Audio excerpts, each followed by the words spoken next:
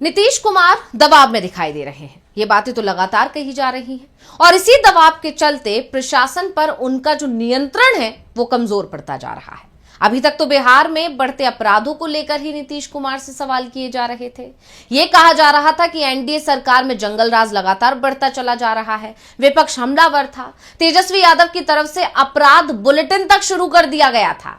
लेकिन अब बिहार से जो खबर सामने आ रही है उसने तो नीतीश कुमार के सुशासन के जो दावे हैं उनकी पूरी तरह से हवा निकाल कर रख दी है, क्योंकि नीतीश राज में अब भ्रष्टाचार के आरोप लग रहे हैं। बिहार में सरकार एनडीए की है और इसका नेतृत्व नीतीश कुमार कर रहे हैं और यह माना जाता है कि एनडीए की जिस भी राज्य में सरकार होती है वहां ईडी का नाम कम ही सुनाई देता है। लेकिन बिहार में बार बार ईडी की धमक सुनाई दे रही है। कहीं चिराग पासवान के करीबी के ईडी के घर निशाने पर आ जाते हैं तो कहीं नीतीश कुमार के करीबियों पर ईडी का शिकंजा कसना शुरू हो जाता है। लेकिन इस बार तो ईडी के अधिकारी ने सीधे नीतीश कुमार को खती लिख दिया है।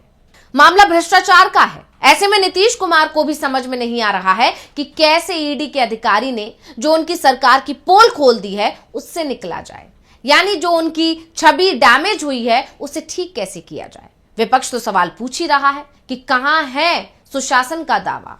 तो आज हम अपनी स्पेशल रिपोर्ट में इसी सवाल पर करेंगे बात कि आखिर क्यों नीतीश तक पहुंची ईडी। नमस्कार, मैं हूं अंशिता। बिहार की सियासत में कौन कहां है ये अभी धुंधला ही दिख रहा है, क्योंकि एनडीए में शामिल दल चुनाव तक साथ रहेंगे नहीं रहेंगे ये एक बड़ा सवाल बना हुआ है और ज्यादातर लोगों का तो यही दावा है कि ये सारे दल एक साथ रहेंगे, यही मुश्किल दिख रहा है। जेडीयू या एलजेपी उनके तेवर बता रहे हैं कि कभी भी कुछ भी हो सकता है। खासकर जनता दल यूनाइटेड यानी जेडीयू के नेताओं पर बड़ा सवाल खड़ा हो रहा है, क्योंकि जेडीयू नेता सिर्फ ये दावा कर रहे हैं कि आज हम एनडीए के साथ हैं, भविष्य में किसके साथ होंगे ये तो भविष्य ही तय करेगा।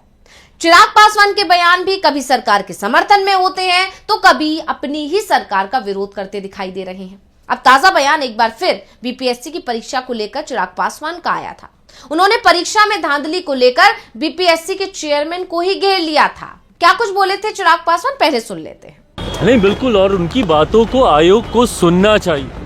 जो आयोग कान में तेल डालकर छात्रों की बात को सुनने तक के लिए तैयार नहीं है। मैं बल्कि आयोग, उनके तमाम सदस्यों से, उनके अध्यक्ष से मैं आग्रह करूंगा कि सुनिए बच्चों की मांग को और मानिए कि कहीं ना कहीं अगर आपसे भूल हुई है, कहीं ना कहीं अगर आपसे चूक हुई है, उसको सुधारने का काम कीजिए। भैया ये बीपीएससी का एग्जाम है। अब चिराग पासवान तो अपनी ही गठबंधन सरकार पर हमलावर हैं, नीतीश कुमार पर हमलावर हैं, जबकि नीतीश कुमार लगातार दावा कर रहे हैं कि परीक्षा में किसी तरह की धांधली नहीं हुई है। लेकिन अब जो चौंकाने वाली खबर सामने आ रही है वो परीक्षा को लेकर तो नहीं है, लेकिन ईडी की तरफ से जरूर आ रही है। ईडी के अधिकारी नीतीश कुमार को चिट्ठी लिख रहे हैं और इस चिट्ठी में भ्रष्टाचार के गंभीर आरोप बिहार के प्रशासन पर लग गए हैं। और सबसे बड़ी बात यह है कि इस बार ईडी के निशाने पर सिर्फ नीतीश कुमार ही नहीं है बल्कि बीजेपी भी दिखाई दे रही है। दरअसल ये मामला है राजस्व और भूमि सुधार विभाग से जुड़ा हुआ, क्योंकि इस विभाग के मंत्री दिलीप जायसवाल हैं। और दिलीप जायसवाल कौन है आप सभी जानते हैं। जी हाँ, बिल्कुल, बीजेपी के प्रदेश अध्यक्ष हैं दिलीप जायसवाल। ऐसे में यह भी कहा जा सकता है कि नीतीश कुमार के साथ ही बीजेपी की भी परेशानी इस बार ईडी ने बढ़ा दी है।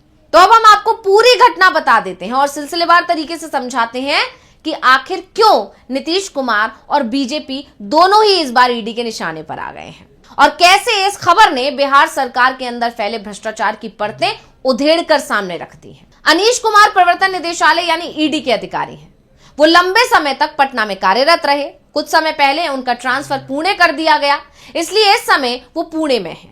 अनीश कुमार ने नीतीश कुमार को पत्र लिखा है जिसमें उन्होंने कहा है कि उनका पैतृक आवास दानापुर में अपर्णा बैंक कॉलोनी, राम जयपाल मोड़, वैली रोड पर है।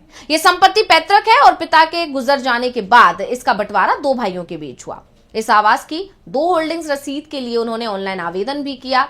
यह आवेदन 15 जनवरी 2025 को किया गया था, लेकिन होल्डिंग कायम रखने के बदले ईडी अधिकारी से हल्का कर्मचारी इरफान ने 10-10 हजार रुपए की रिश्वत की मांग कर दी। अब सबसे बड़ी बात तो यह है कि इरफान को यह पता है कि अनीश कुमार ईडी के अधिकारी हैं और अधिकारी होने के बावजूद उन्होंने ऐसा किया, क्योंकि हल्का कर्मचारी ने अनीश से यह बात कही भी कि अगर इस काम के लिए पुणे से उन्हें आना पड़ता तो इससे ज्यादा का खर्चा हो जाता। इरफान ने यह भी कहा कि आप सरकारी अधिकारी हैं इसलिए कम पैसे में काम कर रहा हूं, सिर्फ 20,000 में ही काम हो जाएगा। मतलब अगर कोई और होता तो और ज्यादा पैसे लगते। यानी बिहार सरकार के अधिकारी और कर्मचारी खुलेआम रिश्वत की मांग कर रहे हैं और ईडी का अधिकारी है इसलिए मात्र 20,000 रुपए की डिमांड की जा रही है। नहीं तो कितने पैसे मांगे जाते इसका अंदाजा कोई लगा भी नहीं सकता। यानी सुशासन बाबू के सुशासन की पोल उनके ही अधिकारी खोल रहे हैं। तो नीतीश कुमार दावा कर रहे हैं कि बिहार प्रगति पर है, तेजस्वी यादव कह रहे हैं कि प्रगति तो हो रही है लेकिन अपराध के मामले में हो रही है। बिहार तेजी से प्रगति कर रहा है और अब जिस तरह से भ्रष्टाचार का मामला भी सामने आ गया उससे तो भ्रष्टाचार में भी प्रगति होती अब दिखाई दे रही है। अब आपको हम ये भी समझाते हैं कि आखिर होल्डिंग नंबर होता क्या है, जिसको लेकर ही नीतीश के अधिकारी ने एक ईडी अधिकारी से पैसे मांग लिए थे। तो ईडी के अधिकारी से ही बिहार में रिश्वत मांग ली गई है, ये बड़ा मामला तो है ही। और अब होल्डिंग नंबर क्या होता है ये जान लीजिए। जब प्रॉपर्टी रजिस्टर्ड हो जाती है तो सब रजिस्टर कार्यालय आयकर विभाग के साथ मिलकर एक यूनिक आइडेंटिफिकेशन यानी यूआईडी नंबर जारी करता है। इस नंबर को होल्डिंग नंबर कहा जाता है। इसका मुख्य उद्देश्य रजिस्टर्ड प्रॉपर्टी की पहचान करना है जो ऑफिशियल रिकॉर्ड में उपयोग किया जाता है। होल्डिंग शब्द उस संपत्ति के मालिक की तरफ से भुगतान किए गए होल्डिंग टैक्स से उत्पन्न होता है। यह नंबर संपत्ति के लेन देन और टैक्स पेमेंट से जुड़ी सभी जानकारी प्राप्त करने में सहायक होता है और इसी को लेकर ईडी अधिकारी से रिश्वत की डिमांड की गई। जब ईडी अधिकारी ने शिकायत की और मामले ने तूल पकड़ लिया तो दानापुर राजस्व विभाग के अंचल अधिकारी चंदन कुमार अपने कर्मचारी के बचाव में भी सामने आ गए। उन्होंने कहा कि ईडी अधिकारी अनीश कुमार जो भी दावा कर रहे हैं उसमें किसी तरह का दम नहीं है, मुझे ऐसी किसी शिकायत की जानकारी भी नहीं है। हाँ, एक बार जरूर मेरे पास एक फोन आया था जिसके बाद उन्हें जानकारी दे दी गई थी कि यह काम हल्का कर्मचारी के स्तर पर होगा। हल्का कर्मचारी की रिपोर्ट मुझे अब तक प्राप्त नहीं हुई है।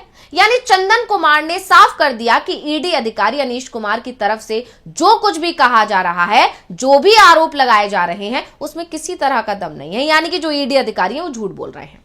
अब जैसे ये मामला सुर्खियों में आया, विपक्ष से लेकर सवाल कर रहा है कि सुशासन कहां है। ईडी अधिकारी से खुलेआम रिश्वत मांगी जा रही है, शिकायत करने पर भी सुनवाई नहीं हो रही है, उल्टा ईडी अधिकारी को झूठा बता दिया जा रहा है और राजस्व विभाग के जो अधिकारी हैं वो रिश्वत मांगने वाले अधिकारी का बचाव करते हुए दिखाई दे रहे हैं।